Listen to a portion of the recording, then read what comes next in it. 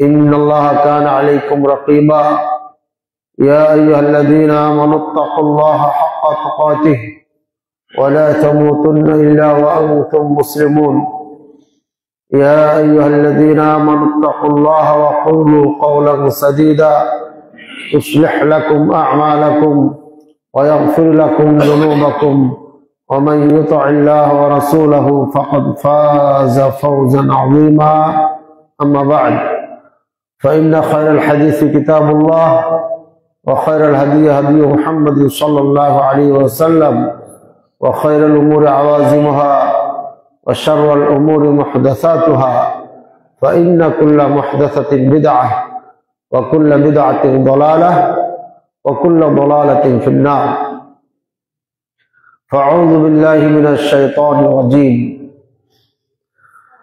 بسم الله الرحمن الرحيم سبحان الذي أسرى بعبده ليلا من المسجد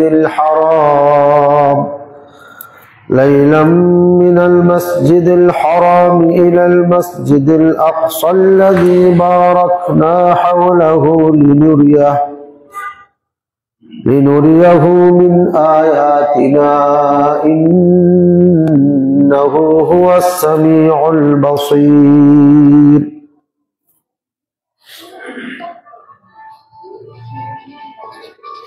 وقال النبي صلى الله عليه وسلم اللهم بارك لنا في شامنا اللهم بارك لنا في يمننا. قال يا رسول الله وفي نجدنا؟ قال اللهم بارك لنا في شامنا اللهم بارك لنا في يمننا. قال يا رسول الله وفي نجدنا؟ فأظنه قال في الثالثة هنالك الزلازل والفتن وبها يطلع قرن الشيطان رواه البخاري. সম্মানিত মুসাল্লিয়ানে কেরাম, সকল প্রশংসা একমাত্র আল্লাহ পাক রব্বুল আলামিনের জন্য, যার অশেষ কৃপায় বিগত প্রায় 11 বছর পরে দেবই বাজার মসজিদ বলা যায় না, হাটাবো এলাকায় খুতবা দেওয়ার আল্লাহ তৌফিক দান করেছেন। এই জন্য আল্লাহর নিকটে শুকরিয়া জ্ঞাপন করছি, আলহামদুলিল্লাহ। দুরূদ ও সালাম ও সালাওয়াত ও তাসলিম বর্ষিত হোক আমাদের নবী, শেষ নবী, আখির নবী, নবী মুহাম্মদ রাসূলুল্লাহ সাল্লাল্লাহু আলাইহি ওয়াসাল্লাম। আল্লাহুম্মা সাল্লি আলাইহি আল্লাহুম্মা বারিক আলাইহি। 2013 সালে জামিয়া সালাফিয়া যখন এখানে স্থাপিত হয়, প্রথম যখন কাঁঠাল গাছের নিচে সবাই সমাবেত হয়েছিলাম, আর এই অত্র প্রতিষ্ঠানের প্রথম শিক্ষক, প্রথম প্রিন্সিপাল হিসাবে আমি দায়িত্বপ্রাপ্ত হয়েছিলাম। সেদিন থেকে দীর্ঘদিন পর্যন্ত হাটাবোতে খুতবা দিতাম। তো ঢাকার আশপাশের অনেক ভাইয়েরাই প্রায় 20-25 জনই আসতেন খুতবার জন্য, আশপাশ থেকে আপনারা যেতেন। তো যা হোক, এটা একটা দাওয়াতের প্ল্যাটফর্ম আল্লাহ তাআলা তৈরি করে দিয়েছেন। মারকাজুল উলামা বলা যায় অত্র এলাকাকে। আগে থেকে আপনাদের সুনামধন্য প্রতিষ্ঠান অত্র মসজিদের পাশে রয়েছে, সম্ভবত আলিম পর্যন্ত না, দাখিল নাকি সরি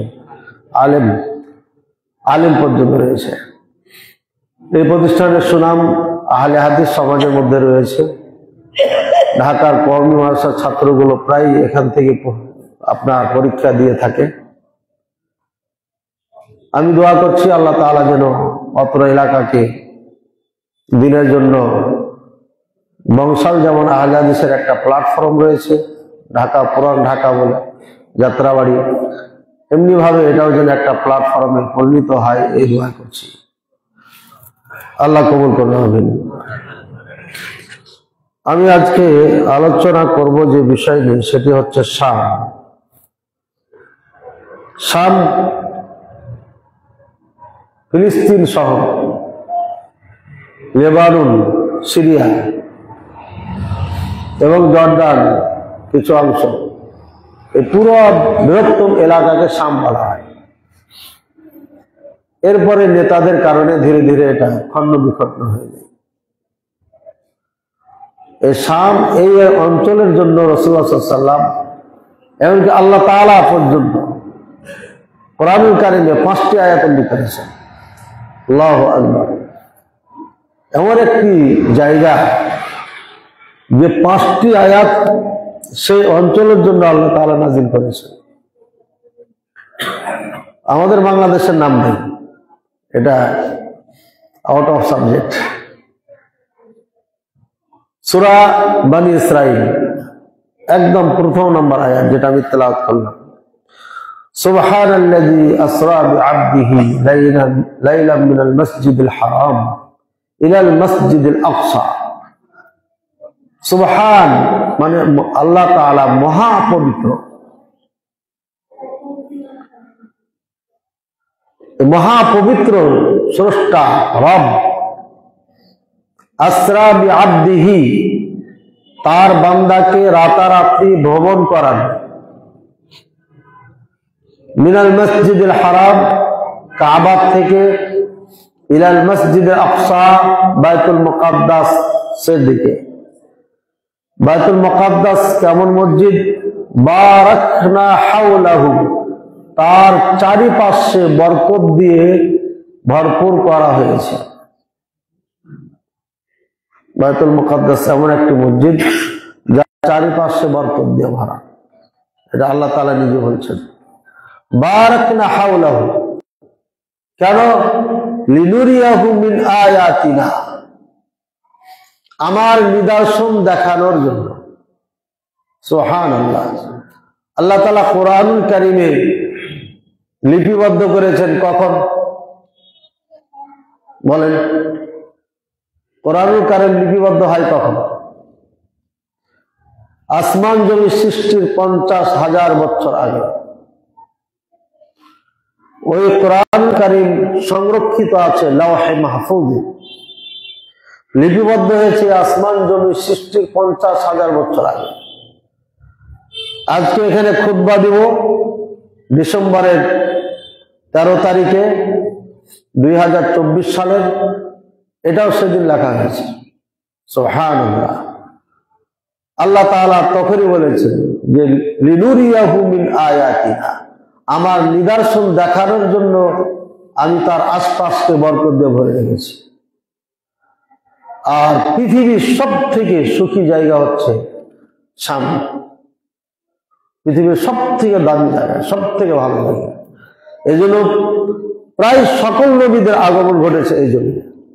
প্রায় সকল নবী বলা যায়, মুহাম্মদ রাসূলুল্লাহ সাল্লাল্লাহু আলাইহি ওয়াসাল্লাম ব্যতীত সকল নবী এখানে বসবাস করেছেন।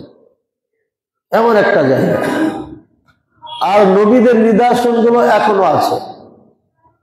বাইতুল মুকাদ্দাস এখনো অক্ষত অবস্থায় আছে, যে বাইতুল মুকাদ্দাসকে তৈরি করেছিলেন দাউদ আলাইহিস সালাম, এবং এর আগেও সেখানে সালাত হতো, মসজিদ আকারে ছিল আদম আলাইহিস সালামের যুগ থেকে।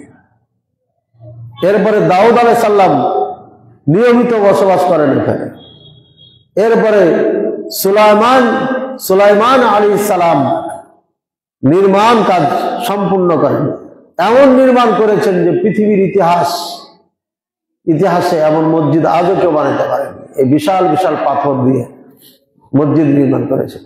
আবার এই নির্মিত মসজিদ জিন এবং মানুষ দ্বারা নির্মিত। সুবহানাল্লাহ। এটা আরো অদ্ভুত। আমাদের দেশে একটা মিথ্যা কাহিনী আছে যে সাল্লাল্লাহু আলাইহি ওয়াসাল্লাম এটা জিনকে দিয়ে করিয়ে নিয়েছে, এমন মনে হচ্ছে যে জোর করে করিয়ে নিয়েছে। জি না, জোর করে করানো হয়নি। তারা আনন্দ চিত্তে মসজিদ তৈরি করেছে জিনেরা। আল্লাহ তাদেরকে শক্তি দিয়েছেন, এই শক্তিটা কাজে লাগিয়েছেন। যেহেতু সুলাইমান আলাইহিস সালাম মানুষ এবং জিন সবার জন্য নবী ছিলেন, সবার নেতা ছিলেন, সবাই তাকে মানত, যার কারণে এই মসজিদ সকলের সহযোগিতায় নির্মিত হয়। আল্লাহু আকবার। আল্লাহ পাক রব্বুল আলামিন এই কথা বলেছেন। আল্লাহ তাআলা নিদর্শন দিয়ে ভরে রেখেছেন, তাই এটা দেখার জন্য আল্লাহ তাআলা বরকত দিয়ে রেখেছেন। ইন্নাহু হুয়াস সামিউল বাসীর, তিনি শুনেন এবং দেখেন। এ হলো সূরা ইসরার প্রথম নম্বর আয়াত। সূরা আরাফের 137 নম্বর আয়াত। ওয়া আওরাসনাল কওমাল্লাযীনা কানু ইস্তাদআফুন মাশারিকাল আরদি ওয়া মাগারিবাহা আল্লাতী বারাকনা ফিহা। আল্লাহু আকবার। আমি এই যে শাম, বাইতুল মুকাদ্দাসের এই ভূমিতে যারা দুর্বল, এই দুর্বল মানুষগুলোকে পূর্ব পশ্চিমের আমি রাজা বানাই। এটাও আসমান জমি সৃষ্টির 50,000 বছর আগে আপনার লিপিবদ্ধ হয়েছে, এবং পূর্ব পশ্চিমের রাজা বাদশাহ আল্লাহ তাআলা সুলাইমান আলাইহিস সালামকে বানিয়েছিলেন এই জমিন থেকে। সেটাও প্রমাণিত হচ্ছে। আরো প্রমাণিত হচ্ছে মাশারিকাল আরদি ওয়া মাগারিবাহা, পূর্ব পশ্চিমের মালিকানা আবার মুসলমান করবে। এটাও হাদিসের ইঙ্গিতে পাওয়া যাচ্ছে, এবং সেটারই রাস্তা সুগম হচ্ছে সামনে, আশা করি ইনশাআল্লাহুল আজিজ। এরপরে আল্লাহ তাআলা 3 নম্বর আয়াত ইব্রাহিম আলাইহিস সালামের ঘটনাতে উল্লেখ করেছেন। ওয়ারাদু বিহি কাইদান ফাজআলনাহুমুল আখসারিন ونجيناه ولوطا إلى الأرض التي باركنا فيها للعالمين। সূরা আম্বিয়া 70 থেকে 71 নম্বর আয়াত। ইব্রাহিম আলাইহিস সালামের ঘটনা, ইব্রাহিম আলাইহিস সালামকে নিয়ে লূত আলাইহিস সালামকে নিয়ে চক্রান্ত করেছিল ওই এলাকার মানুষগুলো। ওয়ারাদু বিহি কাইদান, তারা চক্রান্ত যখন করে, ফাজআলনাহুমুল আখসারিন, আমি তাদেরকে ক্ষতিগ্রস্তদের অন্তর্ভুক্ত করে দিই। ওয়া নাজ্জাইনাহু ওয়া লূতান, এবং ইব্রাহিম আলাইহিস সালামকে, লূত আলাইহিস সালামকে আমি নাজাত দিয়ে দিই। কোথায়? ইলাল আরদিল্লাতী বারাকনা ফিহা, ওই জমিনে আমি আশ্রয় দিয়ে দিই যেই জমিনে বরকত দিয়ে ভরা আছে। সুবহানাল্লাহ। কোন মানুষের প্রতি জুলুম নির্যাতন যদি হয়, বিতাড়িত হয়, যে অবস্থায় ছিল তার থেকে আল্লাহ তাকে ভালো অবস্থানে দিয়ে দেয়। এটাই ইতিহাস, এই কোরআন সাক্ষী। যখন লূত আলাইহিস সালামের সঙ্গে তারা চক্রান্ত করলো, আল্লাহ তাআলা জিবরাইল আলাইহিস সালামকে বললেন, যাও জমিনটা উপরে উঠাইয়া রুটি বানিয়া নিচে ফেলে দাও। শেষ করে ফেললেন তাদেরকে, আল্লাহ শেষ করে দিলেন। লূত আলাইহিস সালামকে সম্মানীয় বরকতময় জায়গাতে স্থান করে দিলেন। ইব্রাহিম আলাইহিস সালামকে যে চক্রান্ত করেছিল, ইব্রাহিম আলাইহিস সালামকে এই পবিত্র ভূমির মালিক বানিয়ে দিলেন। আল্লাহু আকবার। এই গেল সূরা আপনার আম্বিয়া 70 থেকে 71 নম্বর আয়াত। 4 নম্বর আয়াত, ওয়ালিসুলাইমান আর-রিহ আসিফা তাজরি বিআমরিহি ইলাল আরদিল্লাতী বারাকনা ফিহা ওয়া কুননা বিকুল্লি শাইইন আলিম। সূরা আম্বিয়া 81 নম্বর আয়াত। সুলাইমান আলাইহিস সালাম জন্য আমি হাওয়াকে তার তাবে বানিয়ে দিয়েছিলাম, আর তার আদেশে ওই জমিনের দিকে তাকে নিয়ে যাওয়া হতো, ভ্রমণ করতেন, নিয়ে যেতেন যেই জমিন আমি বরকত দিয়ে ভরপুর করে গেছি। হাওয়াই তাকে নিয়ে যেত। সুলাইমান সালাম বলতেন, চলো এখন ঢাকা যাব, হাওয়া ঢাকায় নিয়ে আসতো, আবার নিয়ে যেয়ে ওই বরকতময় জমিনে তার রাজধানী ওখানে রাখতেন। বরকতময় জমিনে সুলাইমান সাল্লামের রাজধানী স্থান বানিয়ে দিন। ওয়া কুননা বিকুল্লি শাইইন আলিমিন, আর প্রত্যেকটি জিনিস সম্পর্কে আমরা জ্ঞাত। 5 নম্বর আয়াত, ওয়াজআলনা বাইনাহুম ওয়া বাইনাল কুরাল্লাতী বারাকনা ফিহা কুরাম যাহিরাতাও ওয়া কদ্দারনা ফিহা আস-সাইরু সিরু ফিহা লায়ালিয়া ওয়া আইয়ামান আমিনিন। লায়ালা ওয়া আইয়ামান আমিনিন, সাবা 18 নম্বর আয়াত। আল্লাহ পাক রব্বুল আলামিন সাবার একটা কিসসা, ঘটনা কোরআনে তুলে ধরেছেন।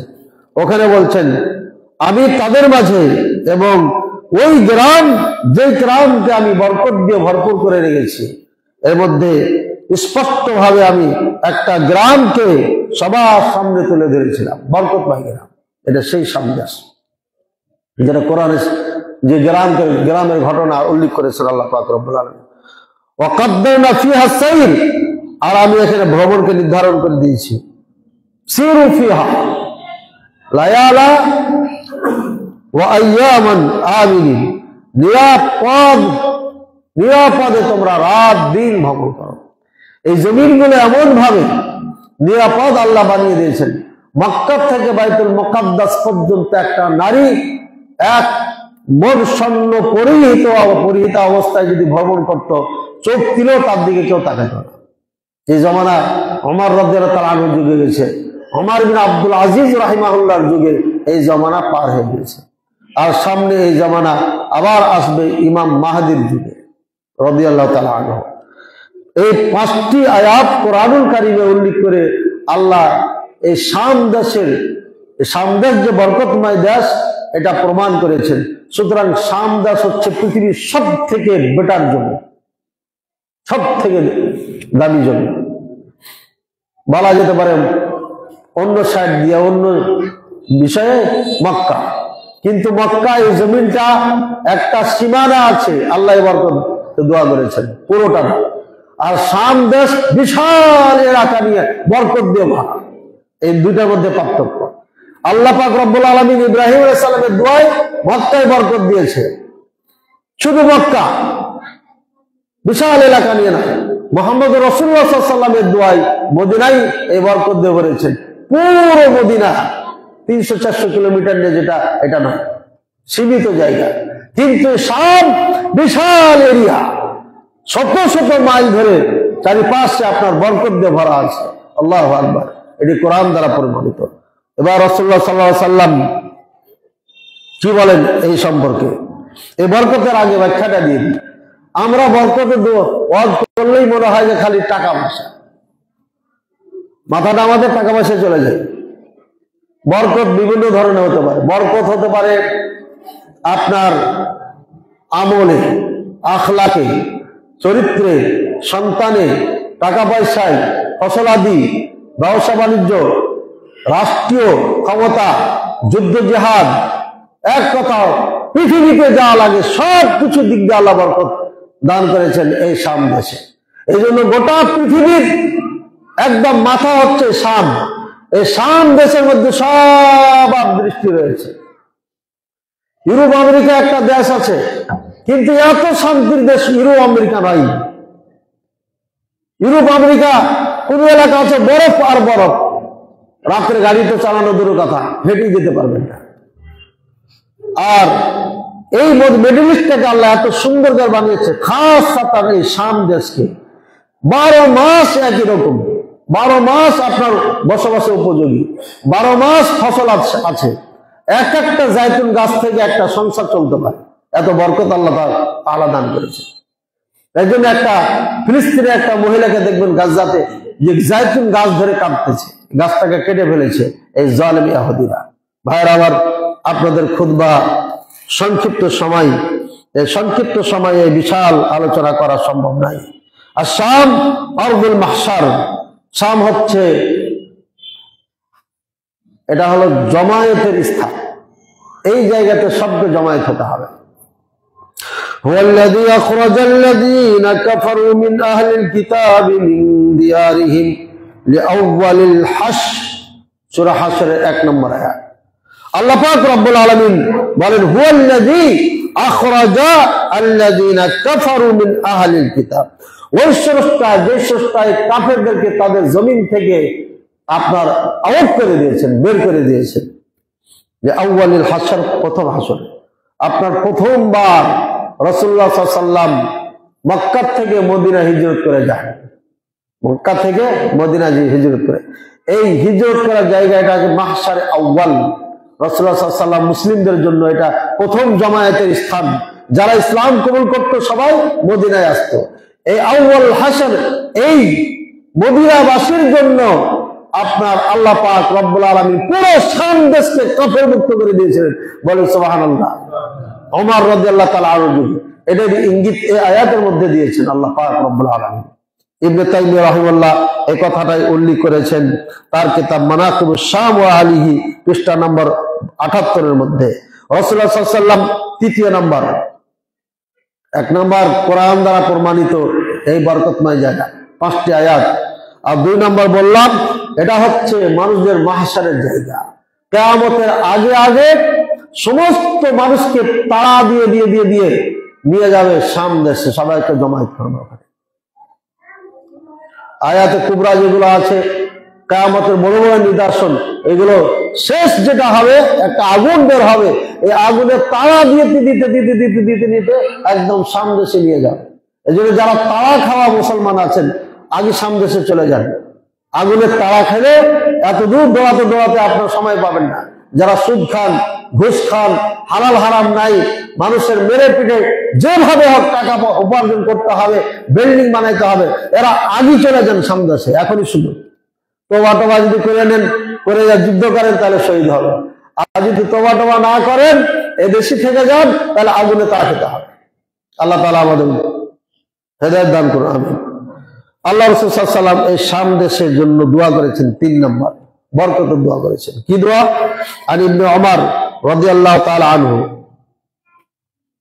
আন্না রাসূলুল্লাহ সাল্লাল্লাহু আলাইহি ওয়াসাল্লাম قال اللهم بارك لنا في شامنا اللهم بارك لنا في يمننا قالوا يا رسول الله صلى الله عليه وسلم في نجدنا।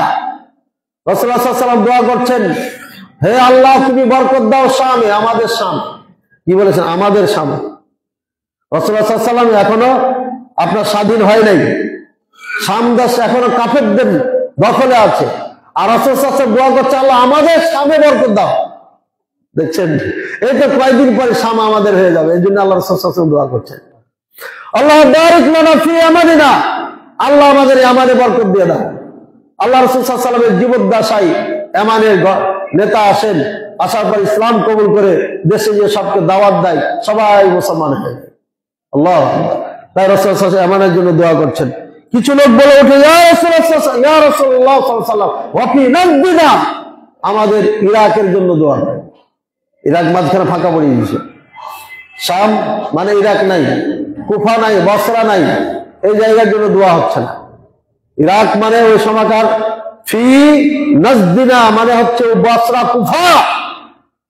মুলবিরা ভালো করে শুনে নাও, এদেশের জাল মুলবিরা, কাঠ মোল্লারা আহলে হাদিসদেরকে বুঝাইতে চাই এরাই হচ্ছে সেই নাজদি, মুহাম্মদ বিন আব্দুল ওয়াহাবের অনুসারী। এই নাজদের জন্য আপনার দোয়া করা আল্লাহ রাসূল সাল্লাল্লাহু আলাইহি ওয়াসাল্লাম করেন। নাজ বলতে এটাকে বোঝানো হয় নাই, নাজ বলতে বোঝানো হয়েছে বর্তমানে ইরাককে, বসরা এবং কুফাকে।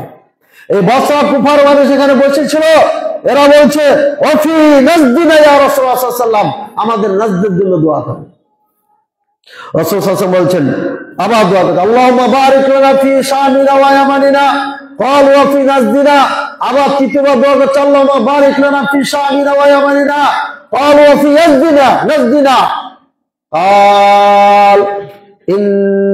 قال رسول الله صلى الله عليه وسلم هنالك الزلازل والفتن وبها يطلع قرن الشيطان। হাদিসটি সহিহ বুখারীতে আছে, আপনার 7094 নম্বর হাদিস। হাদিসটি তিরমিজিতে আছে 3953 নম্বর হাদিস, আহমদে আছে, ইবনে হিব্বানে আছে, সবই নাম্বার দেওয়া আছে। রাসূলুল্লাহ সাল্লাল্লাহু আলাইহি ওয়াসাল্লাম দোয়া করছেন শামের জন্য, ইয়ামানের জন্য। কিছু লোক বলছে আমাদের নাজদের জন্য দোয়া করেন। রাসূল সাল্লাল্লাহু আলাইহি ওয়াসাল্লাম 3 বার দোয়া করছেন, একবারও নাজদের জন্য দোয়া করেন নাই। লাস্টে বলছেন হুনালিকা যালাজিল ওয়াল ফিতান, এই নাজ থেকে ফিতনা এবং ভূমিকম্প বের হবে, ফিতনা বের হবে। ওয়াবিহা ইয়াতলু কারনু শাইতান, এখান থেকে শয়তানের শিং বের হবে। শয়তানের শিং মানে শয়তান মার্কা লোক বের হবে এখান থেকে। আর তাই ঘটেছে, পৃথিবীতে সর্বপ্রথম শয়তান মার্কা লোক যারা বের হয়, যাদের আবির্ভাব ঘটে, সে এই কুফার থেকে ঘটে, এই কুফাতে জন্ম। এই কুফার মানুষ ওমর রাদিয়াল্লাহু তাআলা আনহুকে হত্যা করেছে। এই কুফার মানুষ মুআবিয়া, আলী রাদিয়াল্লাহু তাআলা আনহুমার, ওসমান রাদিয়াল্লাহু তাআলা আনহুকে 40 দিন গৃহবন্দী রেখে হত্যা করেছে। এই কুফার মানুষ আলী আর মুআবিয়া রাদিয়াল্লাহু তাআলা আনহুমার মধ্যে গন্ডগোল লাগাইছে। এই কুফার মানুষ 3 নেতাকে রমজান মাসের 17 তারিখে ফজরের সালাতে চক্রান্ত করে হত্যা করে। 2 জন বেঁচে যান আর 1 জন হত্যা হয়ে যান আলী রাদিয়াল্লাহু তাআলা আনহু। এই কুফার মানুষই হাসান রাদিয়াল্লাহু তাআলা আনহুকে বিষ খাইয়া হত্যা করেছে। এই কুফার মানুষই আপনার হুসাইন রাদিয়াল্লাহু তাআলা আনহুকে হত্যা করেছে। রাসূল সাল্লাল্লাহু আলাইহি ওয়াসাল্লামের কথার সাথে কেমন মিল দেখেন। এখন খুবই স্পষ্ট হয়ে গেছে, বাংলাদেশের মানুষ 2 ভাগে বিভক্ত। একটা হলো আহলে হাদিস, আর একটা হচ্ছে হানাফি। হানাফি ভাই অবশ্যই আছেন, রাগ করেন না, আপনাকে বোঝার জন্য এটা বলছি। আপনাদের হুজুররা আমাদেরকে বেশি খেপায়, এই জন্য আমি বলেছিলাম খেপায় না, আমাকে খেপায় না, কারণ আমি ফার্স্ট ক্লাস কবি মাসের ছাত্র। আমার কাছে অগণিত তথ্য আছে, এগুলো আমি বলি না, আজও বলিনি, বলার ইচ্ছাও নাই। আমরা চাই ইউনিটি, আমরা চাই ঐক্য, আমরা চাই একই মসজিদে, একই জায়গায়, একই মাদ্রাসায় সবাই বসবাস করবো। চলুন, আমাদের সংবিধান, আমাদের থিওরি সবকিছু হবে কোরআন সুন্নাহ, এর বাইরে নয়। কিন্তু আমাদের দেশের এই লোকগুলো, এরা কুফার অনুসারী, কুফার ধর্ম এরা মানতে রাজি, মদিনার মক্কা ধর্ম মানতে রাজি নয়। সুতরাং স্পষ্ট হয়ে গেছে এখানে যে আসলে কারা মক্কা মদিনাকে ভালোবাসে আর কারা ইরাককে, কুফাকে, ইরানকে ভালোবাসে। বাংলাদেশের জন্য একদম 2টা প্ল্যাটফর্ম স্পষ্ট হয়ে গেছে। এবার হাদিসের সাথে মিল খাচ্ছে কিনা? আল্লাহ রাসূল সাল্লাল্লাহু আলাইহি ওয়াসাল্লাম দোয়া করেন ইয়াদের জন্য। মুহাম্মদ বিন আব্দুল ওয়াহাবের বাড়ি ইরাকে ছিল না। নাজদ মানে উঁচু জায়গাকে বোঝায়, নাজদ মানে উঁচু জায়গাকে বোঝায়। সৌদি আরবের রিয়াদের পাশে উঁচু জায়গাতে এরা বসবাস করত, এই জায়গার নাম নাজদ, এই জন্য ওনাকে নাজদি বলা হয়। ওনার বাড়ি সৌদি আরবে, ওনার বাড়ি ইরাকে ছিল না। আর রাসূল সাল্লাল্লাহু আলাইহি ওয়াসাল্লাম যাদের জন্য দোয়া করছেন না, তারা হচ্ছে উদ্দেশ্য ইরাক, অর্থাৎ বসরা এবং কুফা। এই বসরা এবং কুফার থেকে দলটা বের হয়, যার কারণে তাদের ভালোবাসা, মহব্বত হচ্ছে কুফাবাসীর সাথে, ইরাকিদের সাথে, আপনার আফগানিস্তানের সাথে, উজবেকিস্তানের সাথে, তাজিকিস্তানের সাথে যত শাহ আছে সব ইরানি। শাহ ফলাল, শাহ পরান, শাহ মাকদুম, শাহ জালালউদ্দিন, যত শাহ আছে সব হচ্ছে ইরানি। এইগুলো হচ্ছে আমাদের বাংলাদেশের ভাইদের হচ্ছে আপনার এটা ওলি, আল্লাহর ওলি। একজন সৌদি আরবের কোন আল্লাহ ওলির নাম এদের মুখে দেখবেন না। এমনকি সাহাবায়ে কেরামকে এত বলে না যাতে এদের দরবেশদেরকে নিয়ে কথা বলে। দরবেশদের বাবাদের ইতিহাসে শেষ নাই, কিসসা কাহিনী শেষ নাই, কিন্তু সাহাবায়ে কেরামকে নিয়ে কয়টা মাহফিলে আলোচনা করে? আর করে না। মক্কা মদিনায় কি আল্লাহর ওলি নাই? কিয়ামত পর্যন্ত আল্লাহর ওলি দিয়া মক্কা মদিনা ভরা আছে, থাকবে। অথচ এইখানের ঠিকানায় কোনো ওলি পাওয়া যায় না তাদের দপ্তরে। এটাই হচ্ছে ভাগ, স্পষ্ট ভাগ হয়ে গেছে। আল্লাহ তাআলা আমাদের বুঝার তৌফিক দান করুন। ভাইয়ার আমার, আজকে রাসূলুল্লাহ সাল্লাল্লাহু আলাইহি ওয়াসাল্লামের দোয়া, বিসমিল্লাহ, জাযাকুমুল্লাহ খায়রান, বারাকাল্লাহু ফিকুম। 4 নম্বর, বাসতুল মালায়েকা আজনিহাতা ফিস শাম। এই শাম এমন একটি জায়গা, ফেরেশতারা পর এভাবে বিছিয়ে আয়াতে ঢেকে রাখবে। বলে সুবহানাল্লাহ। কি জায়গার নাম, কি জায়গার মর্যাদা, সম্মান আল্লাহ তাআলার নিকটে। ফেরেশতারা পর্যন্ত এই জায়গাটা আবিরিয়ে রাখবে তাদের পর দিয়ে। আল্লাহু আকবার। দেখেন কি বলছে রাসূল সাল্লাল্লাহু আলাইহি ওয়াসাল্লাম। যায়েদ ইবনে সাবিত আল-আনসারী রাদিয়াল্লাহু তাআলা قال كنا عند رسول الله صلى الله عليه وسلم نؤلف القرآن من الرقاع فقال رسول الله صلى الله عليه وسلم طوبى للشام فقلنا لأي ذلك يا رسول الله قال لأن الملائكة الرحمن باسطة أجنحتها عليها رواه الترمذي। হাদিসটি তিরমিজিতে আছে, 3954 নম্বর হাদিস। মুসনাদ আহমদে আছে 5ম খণ্ড 145 নম্বর পৃষ্ঠায়। তাবারানীতে আছে 4933, হাকিমে আছে 2য় খণ্ড 229। হাদিসটি সহিহ আলা শারত শাইখাইন। ক্বালা যাহাবী রাহিমাহুল্লাহ। এটা হচ্ছে আলেম ওলামারা বুঝেন, একদম বিশুদ্ধ হাদিস। রাসূলুল্লাহ সাল্লাল্লাহু আলাইহি ওয়াসাল্লাম মের নিকটে আমরা বসেছিলাম। যায়েদ বিন সাবিত আনসারী রাদিয়াল্লাহু তাআলা বলছেন, বসেছিলাম নুআল্লিফুল কুরআনা ফির রুকা, রুকা দিয়ে আমরা কোরআন লিখছিলাম, চামড়া দিয়ে কোরআন লিখছি চামড়াতে। তখন কাগজ ছিল না, এগুলো দিয়ে লিখতাম। কাগজের নাকি আপনার খেজুরের ডাল, চামড়া, পাথর, এগুলোতে কাঠে কোরআন লিখতাম। তো আমরা লিখতেছিলাম। রাসূলুল্লাহ সাল্লাল্লাহু আলাইহি ওয়াসাল্লাম বলে উঠলেন, শাম, শাম দেশের জন্য সুসংবাদ। আল্লাহু আকবার। কুলনা লিআইয়ি যালিকা ইয়া রাসূলুল্লাহ, কি কারণে তাদের জন্য সুসংবাদ? ক্বালা লিআন্নাল মালাইকাতা বাসিতাতুন আজনিহাতাহা, কেননা ফেরেশতারা তাদের পর দিয়ে এইভাবে ডানা মেল করে ঢেকে থাকবে এই শামকে। আল্লাহু আকবার। ফেরেশতারা এই দেশকে ভালোবাসে, ফেরেশতারা আল্লাহর পক্ষ থেকে ডানা মেল করে তাদেরকে আবৃয়ে থাকবে, বলেন সুবহানাল্লাহ। ফি রাওয়ায়াত আন যায়েদ বিন সাবিত আনসারী, অন্য বর্ণনার মধ্যে রয়েছে, সামিতু রাসূলুল্লাহ সাল্লাল্লাহু আলাইহি ওয়াসাল্লাম থেকে শুনেছি, قال يقول يا طوبى للشام يا طوبى للشام يا طوبى للشام قالوا يا رسول الله وبما ذاك قال تلك ملائكة الله باسطة أجنحتها على الشام صحيح الألباني في تخريج أحاديث فضائل الشام ودمشق للربعي صفحة نمبر 12 আলবানী রাহিমাহুল্লাহ হাদিসটিকে সহিহ বলেছে। রাসূলুল্লাহ সাল্লাল্লাহু আলাইহি ওয়াসাল্লাম বলছেন তুবা লিশ-শাম, তিনবার। শামবাসীর জন্য সুসংবাদ, শামবাসীর জন্য সুসংবাদ, শামবাসীর জন্য সুসংবাদ। আমরা বললাম কেন, কারণ কি? তখন বললেন, কেননা শাম দেশকে ফেরেশতারা তাদের ডানা দিয়ে আবরিয়ে রাখবে। বলেন সুবহানাল্লাহ। কি ঘটনা ঘটে গেল? তাহলে কি এখন নাই? ফেরেশতারা হারিয়ে গেল নাকি? হারাই নাই, ফেরেশতারা আছে। অপেক্ষা করেন, কিছুক্ষণ অপেক্ষা করেন, পাবেন ইনশাআল্লাহ। আল্লাহু আকবার, আল্লাহু আকবার। এখানে শাম দেশে যে মানুষগুলো বসবাস করত, পৃথিবীর সব থেকে সুখী মানুষ ছিল একসময়। এই দেশগুলোতে যুদ্ধ জিহাদ না হতো, আভ্যন্তরীণ কন্দল না হতো, এই কুফা বসরাত থেকে শিয়াদের আবির্ভাব না ঘটতো, তাহলে পৃথিবীর সব থেকে সেরা জমিন, যেমন এটা সব থেকে সুখী মানুষ হতো এই এলাকার মানুষ। কিন্তু শিয়াদের জন্য একটা বিষ পড়া হয়েছে গোটা মিডল ইস্ট। আর এই শিয়াদের কারণে ইসরায়েল ইহুদিরা আশ্রয় পেয়েছে। আর এই শিয়া এবং ইসরায়েল ইহুদি মিলে গোটা মিডল ইস্টে আগুন জ্বালিয়ে রেখেছে যুগের পর যুগ থেকে।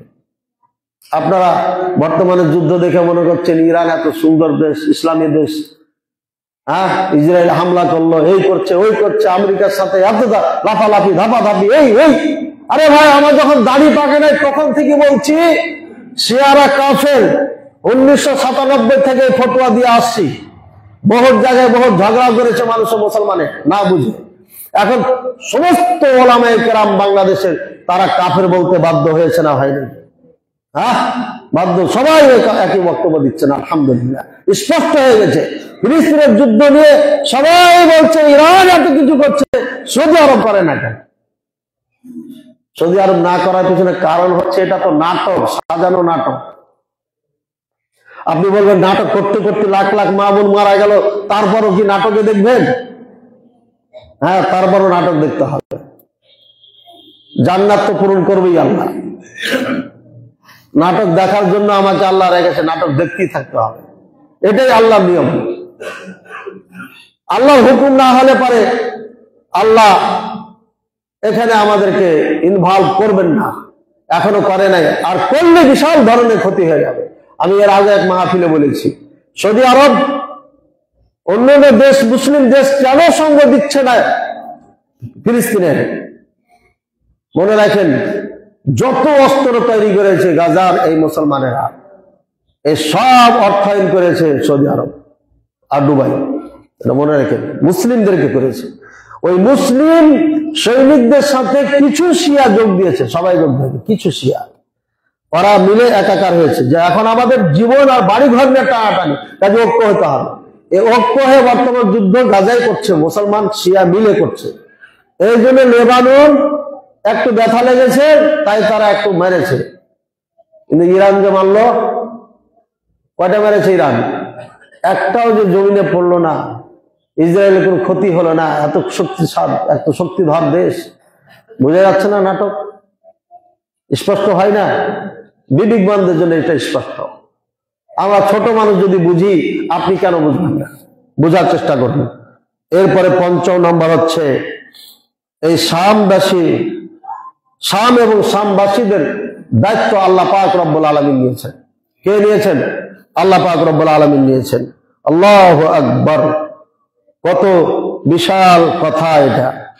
আল্লাহ রাসূল সাল্লাল্লাহু আলাইহি ওয়াসাল্লাম বলছেন, আন আব্দুল্লাহ বিন হাওয়ালা আল আজদি ক্বালা ক্বালা রাসূলুল্লাহ সাল্লাল্লাহু আলাইহি ওয়াসাল্লাম সায়াসিরুল আমরু ইলা আন তাকুনু জুনুদান মুজান্নাদা জুনদুন বিশ-শাম জুনদুন বিল ইয়ামান জুনদুন বিল ইরাক। ক্বালা ইবনু হাওয়ালা খিরলি ইয়া রাসূলুল্লাহ সাল্লাল্লাহু আলাইহি ওয়াসাল্লাম ইন আদরাকতু যালিকা। রাসূলুল্লাহ সাল্লাল্লাহু আলাইহি ওয়াসাল্লাম বলছেন, একদিন নেতৃত্ব মুজাহিদদের হাতে চলে যাবে, সৈনিকদের হাতে চলে যাবে। এই যে বর্তমান নেতা যারা দেখছেন, এদের হাতে নেতৃত্ব থাকবে না। এই হাদিস ইঙ্গিত করছে এটা। মুজাহিদ জুনদুন বিশ-শাম, একদল মুজাহিদ হবে, শাম দেশে থাকবে। এই সৈনিকেরা, এদের বাড়ি হবে শাম দেশে। জুনদুন বিল ইয়ামান, ইয়ামান দেশে একদল থাকবে। জুনদুন বিল ইরাক আও ফিল ইরাক, ইরাকে হবে, বিল ইরাক, ইরাকে হবে একদল। তাহলে শাম দেশে একদল, আপনার ইরাকে একদল, আর ইয়ামানে একদল। কয়টা হলো? 3টা। আমি এই ফিলিস্তিনের যুদ্ধ যখন লাগে তখনই এক বক্তব্যতে বলেছিলাম, মিডিয়ার জোর না থাকার কারণে জাতির কাছে পৌঁছে নাই। ভাইয়ের আমার, ওখানে বলেছিলাম সিরিয়াতে বর্তমানে লক্ষাধিক সৈনিক আমাদের মুসলিম ভাইয়েরা রয়েছে, যুদ্ধ করছে। আর এদেরকেই মারার জন্য আপনার রাশিয়াকে সঙ্গে করে হামলা করে তাদের বাড়িঘর একদম মাটির সাথে মিশিয়ে দিয়েছে। এটা কোনো মিডিয়াতে দেখানো হয় নাই, শুধু ইউটিউবাররা ফেসবুকের মাধ্যমে যা প্রচার করেছে তাই। এই পৃথিবীর অন্ধ মিডিয়ারা কেউ না বলেছে, না কেউ দেখিয়েছে। এই মা বোনেরা আপনার বাড়িঘর ছেড়ে বড় জমিতে যে খুনা করে ওখানে বসে আছে, ওখানেই এই শিয়ার বাচ্চারা যে ওই মা বোনদেরকে হস্তরক্ত করে ধরে নিয়ে যে ধর্ষণ নির্যাতন করেছে। এ হচ্ছে শিয়া, এ হচ্ছে বাশার, এ হচ্ছে ইরান, এ হচ্ছে হিজবুল্লাহ। এদের হচ্ছে, এই হচ্ছে আসল গ্রুপ, আসল চেহারা। ওখানে শিয়া সুন্নির যুদ্ধ, সুন্নিদেরকে দেখাই না, মিডিয়া দেখাই শুধুমাত্র শিয়াদেরকে। এই খেলা দূর থেকে আমরা কে কেমন দেখছি আল্লাহ ভালো জানে। আল্লাহ সাল্লাল্লাহু আলাইহি ওয়াসাল্লাম বলছেন, জুনদুন বিশ-শাম, লক্ষাধিক ওখানে সৈনিক রয়েছে। ওই সৈনিক এখন দেখা গেছে না, যায়নি। ইরাকে রয়েছে, ইরাকের সংখ্যা আমি দিয়েছিলাম প্রায় 70 থেকে 80,000 বা 90,000, এরকম একটা সংখ্যা দিয়েছিলাম। ওই সময় আমি মোতালা করে দিয়েছিলাম, আর এখন আমি ওই আইডিয়ার উপরে বলছি। আর আমারে হুদিদের সাথে যাদের যুদ্ধ চলছে, এখানে আপনার একটা বিশাল অংশ রয়েছে যারা তাদের সাথে, হুদিদের সাথে কিছুদিন আগে যুদ্ধ করেছে। এরা মুসলমানদের সৈনিক। এক কথা, সমস্ত মিডল ইস্ট মিলে যে সৈন্য রয়েছে, যাদের পরিমাণ হচ্ছে 3.5 লাখ থেকে 4 লাখ পর্যন্ত, এদেরকে ধ্বংস করার জন্য এসব নাটক। সমস্ত সৈনিকেরা ইরানে ফিলিস্তিনে হামলা করতে আসবে, আর আমরা বোম ফেলে একসাথে মারতে পারবো। এটা হচ্ছে টার্গেট হবে। এরপরে উল্টা হামলা করে সৌদি আরব দখল করবো। ইরানের একটাই টার্গেট, এরা মক্কা মদিনা দখল করবে, এই ছাড়া কোনো টার্গেট নেই তাদের। এই জন্য বারবার তারা নাটক সাজাচ্ছে। আরামকো তেলের খনিতে তারা হামলা করেছে, মক্কায় কাবায় হামলা করেছে, মিজাইল ছেড়েছে। এই খাবিস ইরানিরা, নাম দেয় ইহুদি, সব ইরানি করে গেল। ভাইয়ার আমার, আল্লাহ রাসূল সাল্লাল্লাহু আলাইহি ওয়াসাল্লাম বলছেন, এই 3 দেশে 3টা সৈনিকের দল তৈরি হবে। আর আলহামদুলিল্লাহ সেটা হয়ে গেছে, এবং ফিলিস্তিন বিজয় হয়েছে মুসলমানদের হাতে। এখন ফিলিস্তিন নাকি সিরিয়া, আল্লাহ পাক রব্বুল আলামিন যেন তাদেরকে দায়েম ও কায়েম থাকার তৌফিক দান করেন। হাওয়ালা ইবনে হাওয়ালা বলছে, হে রাসূলুল্লাহ সাল্লাল্লাহু আলাইহি ওয়াসাল্লাম, যদি আমি এই কাল পেয়ে যাই, তাহলে 3টার কোনটা গ্রহণ করব? রাসূলুল্লাহ সাল্লাল্লাহু আলাইহি ওয়াসাল্লাম বলছে, আলাইকা বিশ-শাম, তুমি শামকে মজবুত করে ধরবে। শাম দড়িয়ে দেওয়া, শামে যেতে হবে। পাক্কা সাচ্চা মুসলমান বাংলাদেশে যারা বসবাস করছি, এখন থেকে শামে যাওয়ার চেষ্টা করেন, না তো সে সময় দৌড়াইতে দৌড়াইতে দৌড়াইতে যেতে যেতে হয়রান পেরেশান হয়ে যাবে। আর এখনকার বসে বসে খেতে খেতে পেট্রো যে মোটা হয়েছে, দৌড়ানো অভ্যাস নাই, ট্রেনিং নাই, কিচ্ছু নাই, অবস্থা এমনি খারাপ হয়ে যাবে।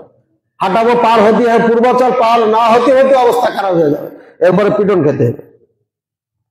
এরপরে বলছেন ফাইন্নাহা খিয়ারাতুল্লাহি মিন আরদিহি, এই জমিন হচ্ছে আল্লাহ সব থেকে পছন্দের জমিন। আল্লাহু আকবার। ইয়াজতাবি ইলাইহা খিয়ারাতুহু মিন ইবাদিহি, সব থেকে বেটার আল্লাহর পছন্দনীয় বান্দাগুলো সেখানে যাবে। যাওয়া শুরু হয়েছে। আরব দেশের যুবকেরা এখন সব সামনে গোপনে কৌশলে তারা সেখানে জয়েন করতেছে, হাজারে হাজার।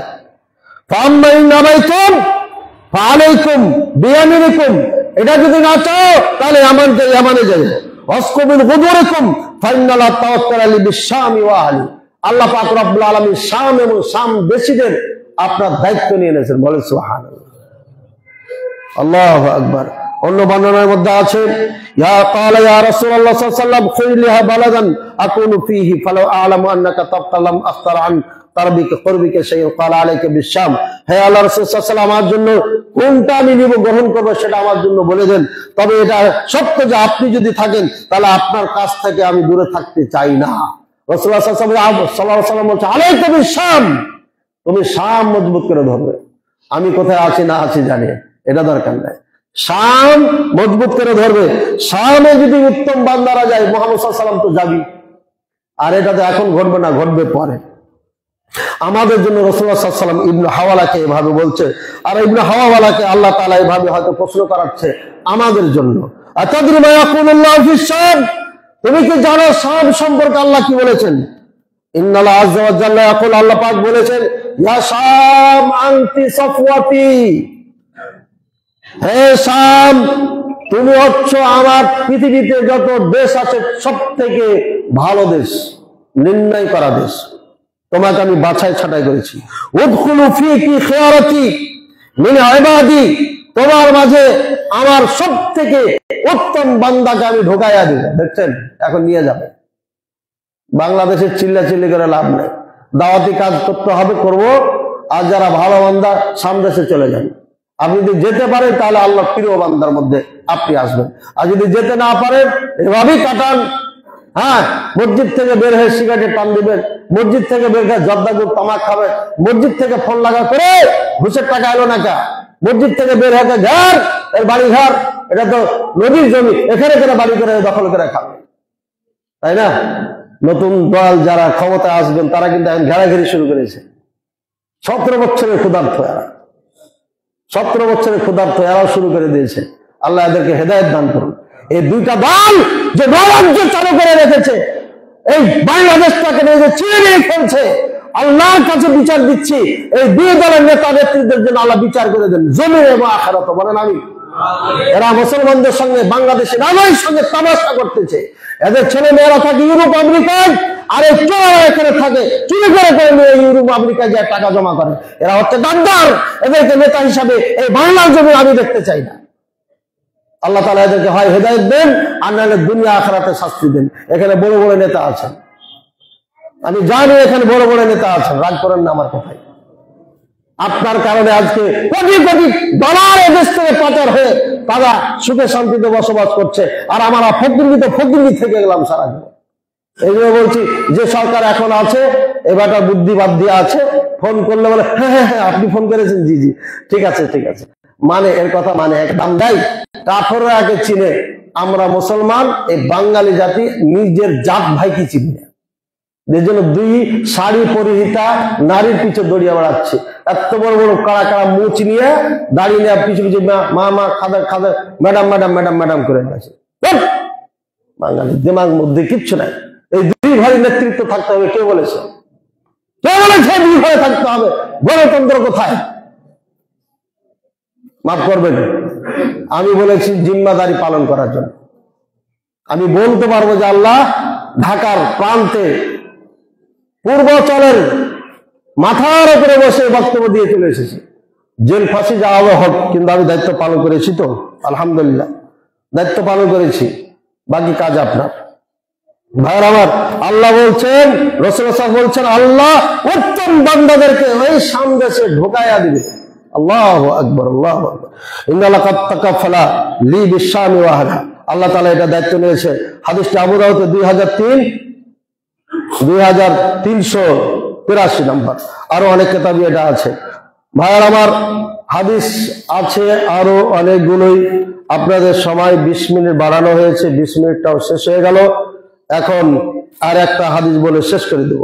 আন আবি উমামা রাদিয়াল্লাহু তাআলা আনহু আন্না ক্বালা রাসূলুল্লাহ সাল্লাল্লাহু আলাইহি ওয়াসাল্লাম সাফওয়াতুল্লাহ মিন আরদিহি শাম ওয়া ফিহা সাফওয়াতু মিন ইবাদিহি ওয়া লা ইয়াদখুলুনাল জান্নাতা মিন উম্মতি সুল্লাতুল্লাহ হিসাবালা আলাইহিম ওয়া আযাব। হাদিসটি তাবারানী মুআজামুল কাবীরের মধ্যে রয়েছে, 7796 নম্বর হাদিস। ভাইয়ার আমার, রাসূলুল্লাহ সাল্লাল্লাহু আলাইহি ওয়াসাল্লাম বলেন, আমার এই শাম দেশে প্রিয় বান্দাদের আল্লাহর বান্দারা থাকবে, এদেরকে আমি জান্নাতে ঢোকাবো। একদল থাকবে, এদের কোনো হিসাব নিকাশ আযাব কিচ্ছু হবে না, ডাইরেক্ট জান্নাতে যাবে। আল্লাহ, এরাই সেই মুজাহিদ। মুসলমানদের মুজাহিদদের মুখে দাঁড়িয়ে আছে, আর কাফের শিয়া ইহুদিদের মুসলমান মুজাহিদ যারা, তাদের দাড়িই নাই, সব দাড়ি কাটা। আজ এলা পাঠা আছে, সুন্দর করে সাইজ করে করে পাঠায় একটা পাগড়ি বান্ধা আছে, এলা পাঠা। এর বিস্তারিত আলোচনা করেছি আর আগে আপনাদের এই মসজিদগুলোতে। আল্লাহ তাআলা আমাদের বুঝার তৌফিক দান করুন। আমান ইনদাল্লাহ ইনদাল ফিতান, ফিতনার সময় ওই লোকগুলোকে আল্লাহ হেফাজত করবে, কোন ফিতনায় গ্রাস করতে পারবে না। না শিরক, না বিদআত, না নারী, না কোন পৃথিবীর লোক তাদেরকে অ্যাটাক করবে, কোন পৃথিবীর লোক তাদেরকে অ্যাটাক করতে পারবে না, কোন ফিতনা তাদেরকে অ্যাটাক করতে পারবে না। ওইখানে যারা মুসলমান বসবাস করবে, সকল ফিতনার থেকে নিরাপত্তা আল্লাহ দান করবে, বলেন সুবহানাল্লাহ। হাদিসটি মুসনাদ আহমদে আছে, আপনার পঞ্চম খণ্ড 198 নম্বর হাদিস। ইমাম আলবানী রাহিমাহুল্লাহ এটাকে সহিহ বলেছে। ফাজাইলুস শামে হাদিসটিকে সে উল্লেখ করেছেন 15 নম্বর পৃষ্ঠায়। ভাইয়ের আমার, আল্লাহ পাক রব্বুল আলামিন আমাদের বুঝার তৌফিক দান করুন। এই মর্মে আরো অনেকগুলো হাদিস এখানে আমার নোট করা আছে, সময় স্বল্পতার জন্য আজকে এখানেই শেষ করছি। আল্লাহ তাআলার নিকটে দোয়া করছি, আপনারা দোয়া করবেন খাস করে আমার জন্য।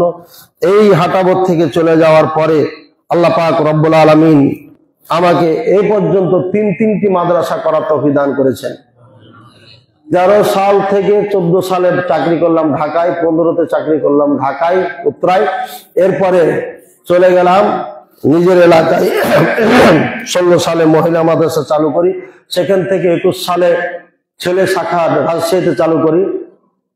এরপরে 22 সালে কাজ ধরি সাপাহার একটি, যে রাজশাহী শাখাকে নিয়ে সাপাহার নওগাঁ চলে যাবো, যেহেতু এটা আমার জন্মভূমি। কিন্তু হলো না, রাজশাহী শাখা জমজমাট হয়ে যাওয়ার কারণে ইন্ডিয়ার থেকে পর্যন্ত ছাত্ররা এসে এখানে লেখাপড়া করে। গতবার 7 জন করেছে, এবারও 3 জন এসেছিল, কোরবানির পরে আসতে পারে নাই কোনো সংক্রান্ত বিষয় সংক্রান্ত কারণে। এই গ্রহণযোগ্য মাদ্রাসা এবং এমন একটি মাদ্রাসা আমি তৈরি করেছি, যেখানে হাফেজে কোরআন যারা, দাখিল পাস যারা ভালো কোরআন পড়তে পারে, 2 বছর পড়ার পরে আরবিতে কথা বলতে পারে, পৃথিবীর যে কোনো আরবি পড়তে পারে, এবং 2 বছর পরে মেশকাতে সরাসরি ভর্তি হতে পারে, 6 বছরে কমপ্লিট দাওরা হাদিস করতে পারে তারা। এইভাবে সিলেবাস তৈরি করেছি। আরেকজন মাদানী প্রিন্সিপাল আছে, 22 বছরের প্রিন্সিপাল, সাথে আমি আছি, আরো 2 জন বুখারী পড়ার মতো সিনিয়র শিক্ষক ওখানে আছে। আলহামদুলিল্লাহ, আপনারা আমার জন্য দোয়া করবেন। আমার একটা স্লোগান, আমি আলেমে দিন এই জাতিকে উপহার দিবই দিব। আমি কিন্তু বিল্ডিং এর স্লোগান দিচ্ছি না, বড় মাদ্রাসা হোক এটা আমি চাই না, ও স্লোগানও নেই আমার স্লোগান আল্লাহ গাছতলায় বাঁশতলায় ভাড়া বিল্ডিং এ হলো হোক, যেখানে হবে, আমাকে তুমি আলেম উপহার দেওয়া এই জাতিকে তৌফিক দান করো, এই স্লোগান। সুতরাং আপনারা এটাই দোয়া করবেন, আল্লাহ মুখলেসকে তুমি তৌফিক দান করো, ও যেন আলেমে দিন উপহার এই জাতিকে দিতে পারে, আর কিচ্ছু লাগবে না। বাকি কিভাবে আল্লাহ আমার দ্বারা সেবা নিবে, খিদমত নিবে, এটা আল্লাহ ভালো জানেন। আর এখানে শাইখ নিয়ে এসেছিলেন, এটা আপনারা বুঝতে পারছেন। ইনশাআল্লাহ আমার দ্বারা কিছুটা হলো হবে, ইনশাআল্লাহ আমি জানি 1 লক্ষ ছাত্র হলে আমি কন্ট্রোল করতে পারি, এই ক্ষমতা আল্লাহ আমাকে দিয়েছে। আলহামদুলিল্লাহ, আল্লাহ তাআলা আমাকে যেন তৌফিক দান করেন। আপনারাই দোয়া করবেন, আমি দোয়া করছি। আল্লাহ, তুমি অত্র এলাকার মানুষকে যারা দ্বীনের কথা শুনছেন, বিভিন্ন ভাবে আমাদের সঙ্গে আছেন, মাদ্রাসার সঙ্গে আছেন, সবাইকে তুমি ক্ষমা করে দাও, সবাইকে তুমি মাফ করে দাও, সবাইকে ভালো রাখো, সুখে রাখো, শান্তিতে রাখো, ইহকাল পরকালে কামিয়াব করো, জানে মালে টাকা পয়সা বরকত দান করো। প্রত্যেকটি আল্লাহ ইমানের বলে বলিয়ান হয়ে এই দুনিয়ার থেকে ইমানের সাথে যাওয়ার তৌফিক দান করুন। ওয়া আখির দাওয়ানা আলহামদুলিল্লাহি রাব্বিল আলামিন ওয়া সাল্লাল্লাহু আলা নবিয়িনা মুহাম্মদ ওয়া আলা আলিহি ওয়া সাহবিহি। আলহামদুলিল্লাহ।